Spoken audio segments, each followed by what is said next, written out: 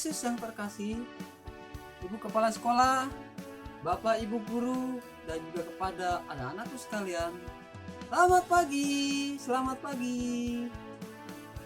Sebelum memulai kegiatan kita pada hari ini, kita mau berbakti dan beribadah kepada Tuhan. Anak-anak, kita mau berdoa.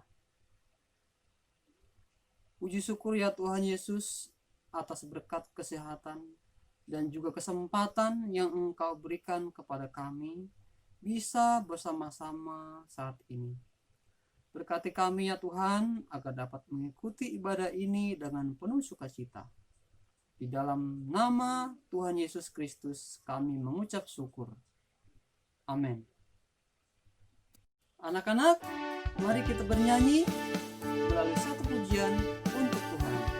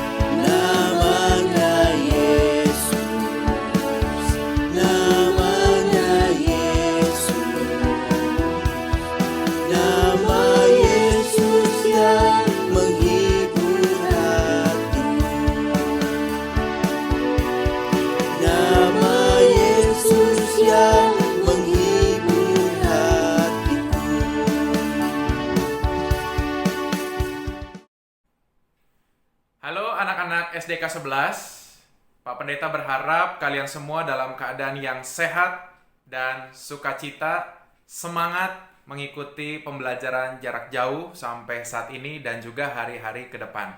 Nah, hari ini Pak Pendeta akan membagikan firman Tuhan, kita akan mendengarkan bersama-sama, dan sebelumnya Pak Pendeta mengajak kita untuk berdoa. Mari anak-anak kita bersatu dalam doa, kita tundukkan kepala kita lipat tangan kita berdoa. Bapa di dalam surga, saat ini kami akan mendengarkan firman-Mu. Kiranya melalui firman-Mu, kami dibentuk menjadi anak-anak yang bertanggung jawab. Berfirmanlah kepada kami ya Bapa, di dalam nama Tuhan Yesus kami berdoa. Amin. Anak-anak, kita akan mendengarkan firman Tuhan dari Injil Matius 25 ayat 1 sampai 13 tentang perumpamaan gadis yang bijaksana dan gadis yang bodoh. Siapa di sini yang pernah mendengarkan kisah ini? Ada yang pernah mendengarkan? Ya, Pak Pendeta yakin di antara kita ada yang pernah mendengarkan perumpamaan ini. Nah, kali ini Pak Pendeta sudah menyiapkan tayangan yang Pak Pendeta ambil dari YouTube, tayangan yang berisi tentang perumpamaan tentang gadis yang bijaksana dan gadis yang bodoh. Mari kita saksikan Injil hari ini melalui tayangan. Selamat menyaksikan.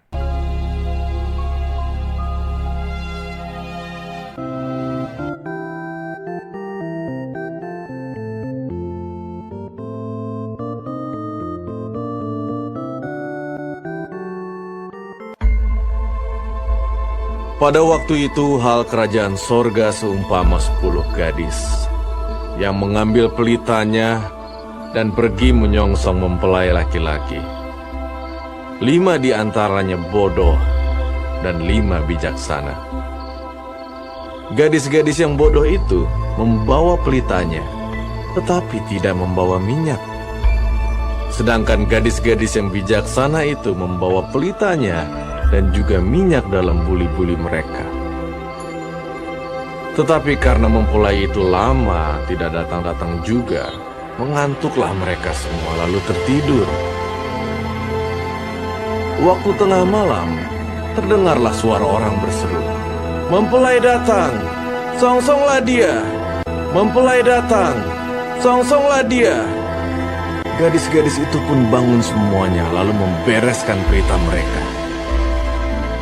Gadis-gadis yang bodoh berkata kepada gadis-gadis yang bijaksana, "Berikanlah kami sedikit dari minyakmu itu, sebab pelita kami hampir padam." Tetapi jawab gadis-gadis yang bijaksana itu, Tidak, nanti tidak cukup untuk kami dan untuk kamu. Lebih baik kamu pergi kepada penjual minyak dan beli di situ. akan tetapi, waktu mereka sedang pergi untuk membelinya, dan mereka yang telah siap sedia masuk bersama-sama dengan dia ke ruang perjamuan kawin, datanglah mempelai itu.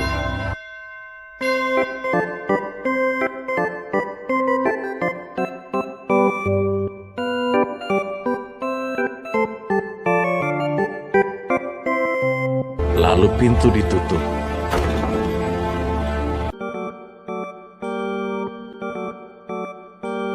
Kemudian datang juga gadis-gadis yang lain itu dan berkata, "Tuan, Tuan, bukakanlah kami pintu." tetapi ia menjawab, "Aku berkata kepadamu, sesungguhnya aku tidak mengenal kamu. Karena itu, berjaga-jagalah, sebab kamu tidak tahu akan hari maupun akan saatnya."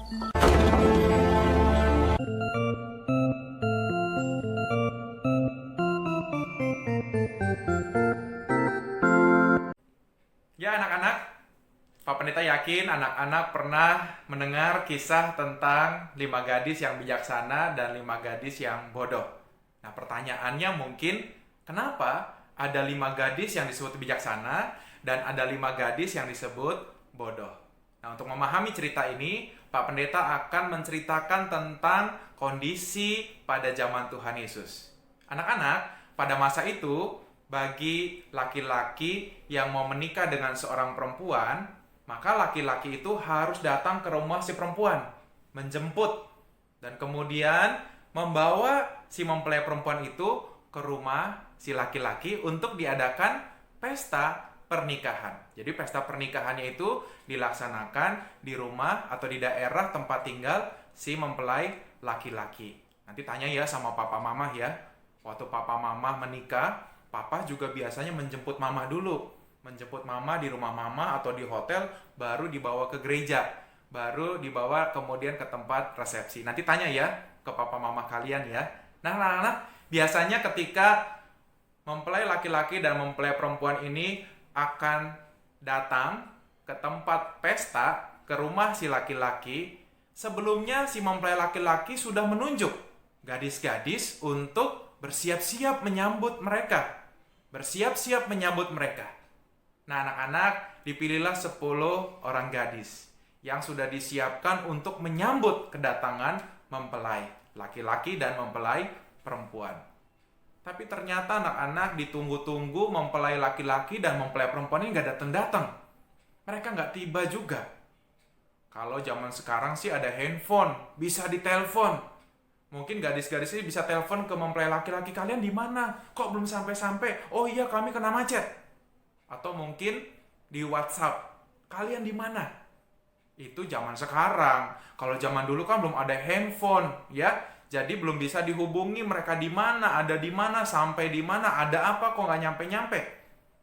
Dan pada akhirnya si 10 gadis ini keletihan. Mereka kelelahan menunggu dan akhirnya sampai tertidur. Nah, anak-anak terkasih, menariknya adalah ketika 5 gadis bijaksana dan 5 gadis yang bodoh ini, mereka itu sama-sama bawa pelita. Bawa pelita. Pelita itu apa sih? Pelita itu adalah lampu minyak. Lampu minyak. Jadi kalau anak-anak pergi camping itu ada lentera, ya. Ada lentera yang isinya itu lampu di bawahnya itu ada tempat minyaknya, dikasih sumbu, lalu sumbu itu diberi api, maka akan menyala dan itu menjadi alat penerang. Nah mereka sudah mempersiapkan, siapa tahu mempelai laki-laki dan mempelai perempuan ini datangnya malam hari, sehingga lentera itu bisa menerangi jalanan, bisa menerangi tempat di mana mereka menyambut si mempelai laki-laki dan perempuan. Mereka mempersiapkan. Tetapi hanya 5 gadis yang menyiapkan cadangan minyak. Sementara 5 gadis yang lain tidak menyiapkan cadangan minyak.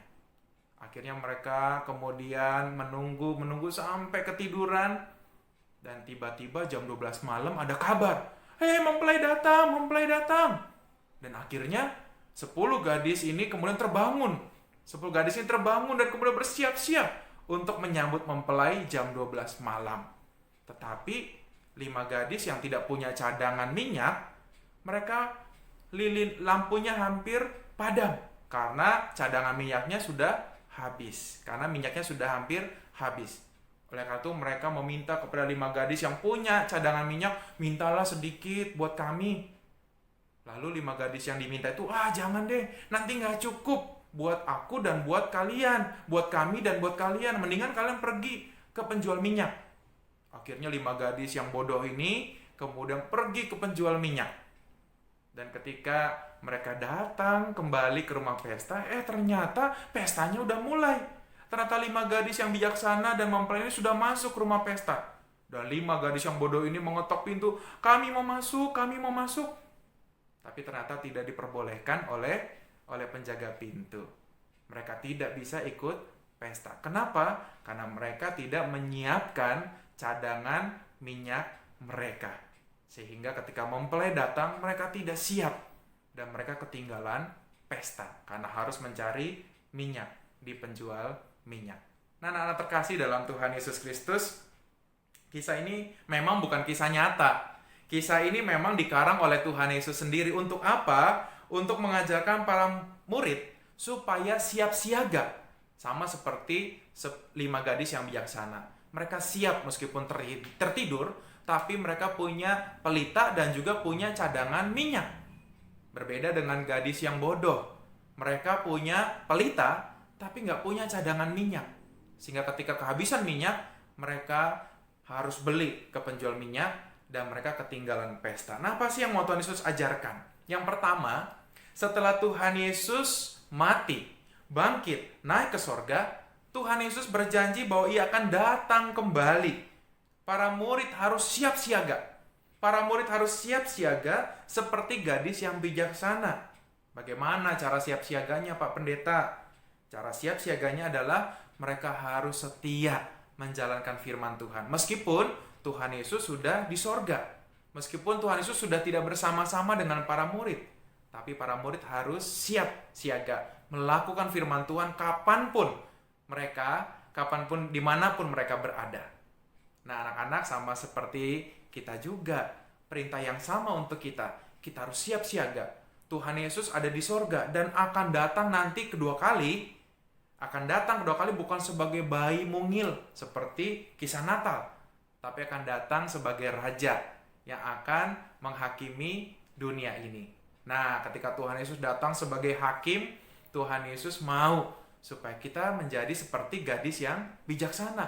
Kita siap. Kenapa? Karena kita telah melakukan firman Tuhan sampai Tuhan Yesus datang kedua kali. Itulah cadangan minyak yang kita miliki, yang menggambarkan kesiapan kita, kesediaan kita untuk melakukan firman Tuhan sampai kapan? Sampai Tuhan Yesus datang kedua kali. Pak Pendeta, kapan Tuhan Yesus datang? Nah, anak-anak, dalam firman Tuhan dikatakan tidak ada seorang pun yang tahu kapan Tuhan Yesus datang. Tugas kita apa? Meskipun kita nggak tahu Tuhan Yesus datang kapan, tugas kita adalah siap siaga. Melakukan firman Tuhan. Jadi anak yang baik, jadi anak yang taat, jadi anak yang rajin di sekolah maupun di rumah. Itu yang pertama. Nah, yang kedua, hari ini kita diingatkan juga supaya kita semua tidak menunda-nunda pekerjaan kita sebagai siswa. Seperti gadis yang bodoh. Udahlah nanti aja deh beli cadangan minyaknya. Nanti aja deh ke warung beli minyaknya. Masih lama. Tahu-taunya ketiduran dan akhirnya mempelai datang. Dan akhirnya mereka tidak punya cadangan minyak dan kehabisan penerangan. Pelitanya kehabisan minyak dan tidak bisa menerangi lagi. Anak-anak coba kalau gadis yang bodoh itu beli minyak dulu, beli cadangan minyak. Pasti ketika mempelai datang mereka siap. Mereka siap menyambut mempelai. Nah, anak-anak, hari ini kita diingatkan juga ketika kita sebagai siswa punya banyak tugas. Kita menghadapi PH, kita menghadapi penilaian tengah semester, penilaian akhir semester, atau tugas-tugas PR dari guru. Lalu kita berkata, tenang Pak Pendeta, PR-nya masih lama kok, masih 1 minggu lagi. Kerjainnya sehari sebelum aja. Tau-taunya kita lupa. Dan ketika pagi hari kita mau ke sekolah, nyampe sekolah, ya, atau mungkin sekolah online, ya, diingatkan, ayo anak-anak kumpulkan PR lah. Kita belum mengerjakan, padahal PR-nya sudah dikasih seminggu yang lalu. Tenang aja Pak Pendeta, PH matematik gampang, belajarnya nanti aja, masih lama kok. Ternyata kalian lupa. Dan ketika harinya, waduh, belum sempat belajar. Dan akhirnya nilainya di bawah KKM, alias harus remet. Anak-anak yang terkasih dalam Tuhan Yesus Kristus, meskipun PH-nya masih lama, meskipun PR-nya dikumpulin masih lama, selagi ada kesempatan, yuk kita kerjain. Jangan tunda-tunda tugas kita. Kita harus belajar untuk menata tugas kita, mempersiapkan tugas kita, sehingga ketika guru meminta pertanggungjawaban kepada kita, kita boleh siap siaga menyerahkan tugas-tugas kita, menghadapi PH, menghadapi penilaian akhir semester ataupun tengah semester, kita siap siaga menyerahkan tugas kita dan juga mengerjakan soal-soal PH kita. Nah, anak-anak terkasih, kita manusia harus belajar dari seekor hewan yang sangat kecil, jutaan kali lebih kecil dari kita, yaitu semut. Ada lagunya ya, si semut yang kecil. Ada yang tahu lagunya? Ya, Pak Pendeta yakin anak-anak tahu lagunya. Kita nyanyi bareng-bareng ya. Pak Pendeta sudah siapkan tayangan dari YouTube, dan kita boleh nyanyi bersama-sama, si semut yang kecil.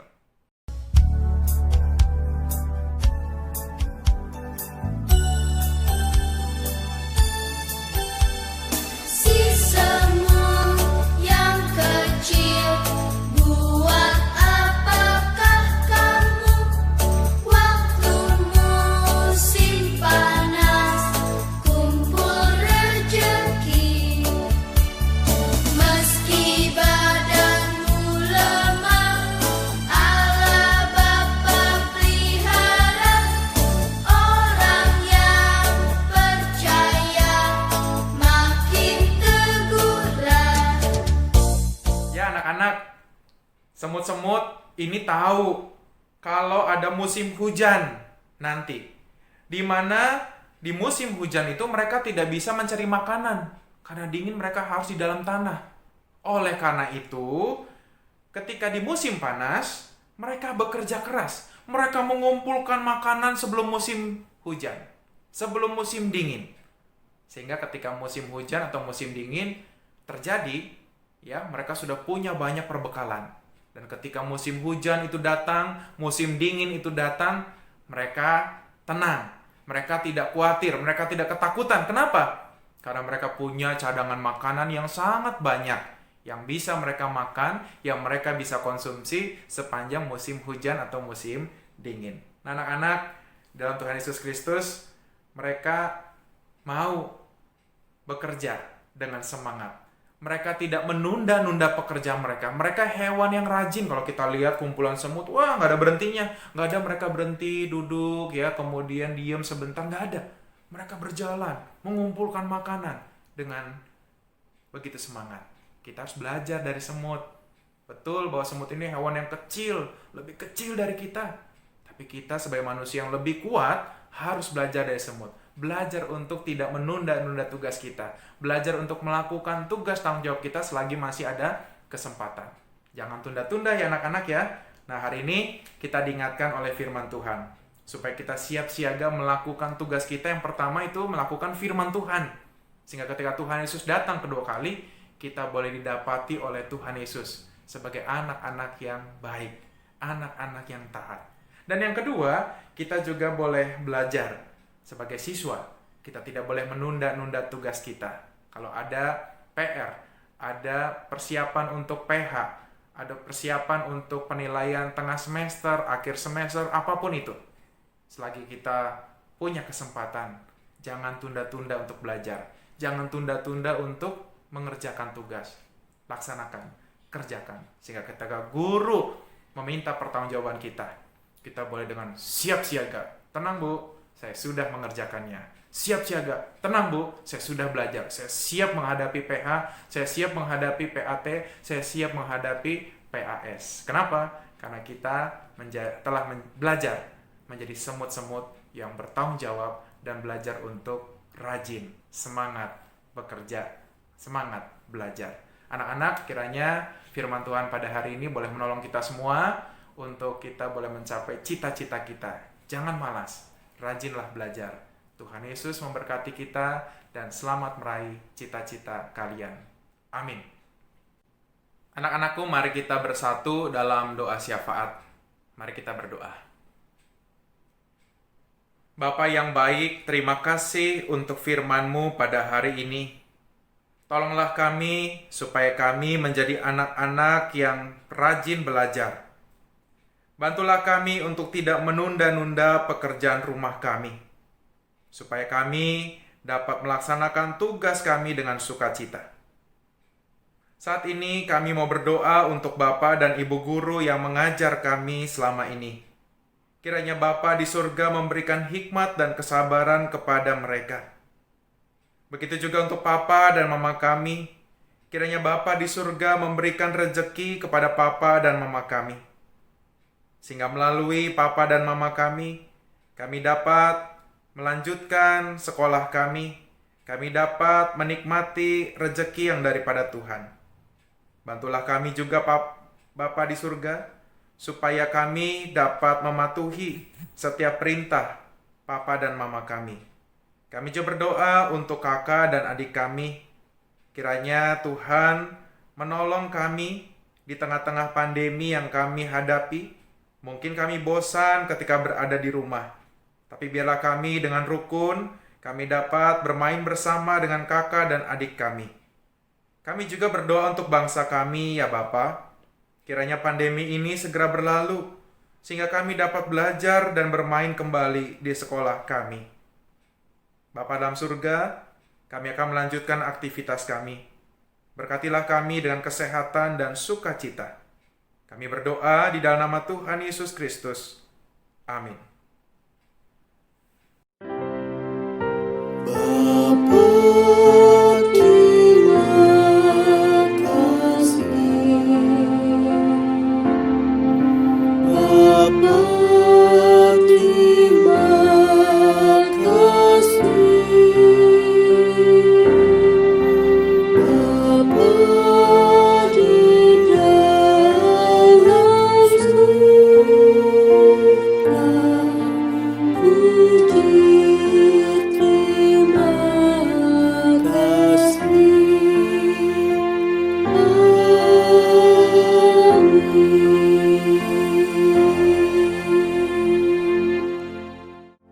Kita sudah selesai.